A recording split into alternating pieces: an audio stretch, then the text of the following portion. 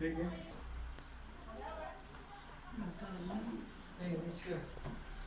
Nasıl connection?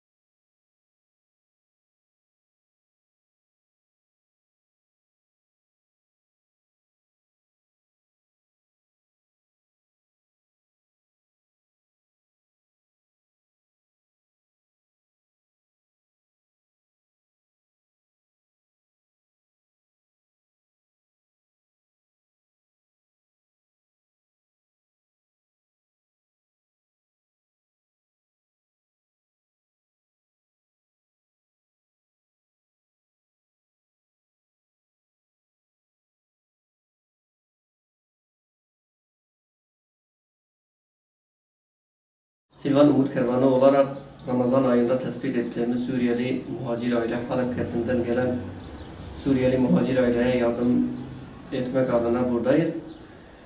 Yaklaşık bir ay önce komşularının haber vermesiyle geldik, durumlarını gördük, perişan bir halde olduklarını. Zaten Suriye'den iç savaş nedeniyle ilçemize göç etmişlerdi. 7 nüfuslu ve bayağı kalabalık bir de fakir bir aileydi. Halleri ilk önce işler acısıydı gerçekten. İlk etapta biz onlara gıda yardımında bulunduk. Kırmızı et, ev eşyası, daha sonra kendilerine ev eşyası almak adına bir karar aldık. Gıda yardımında bulunurken evlerinin harabe bir şekilde olduğunu ve kendilerinin içinde oturdukları evi tamir etme, onarma, bir de ev eşyası alma gayreti içerisine girdik.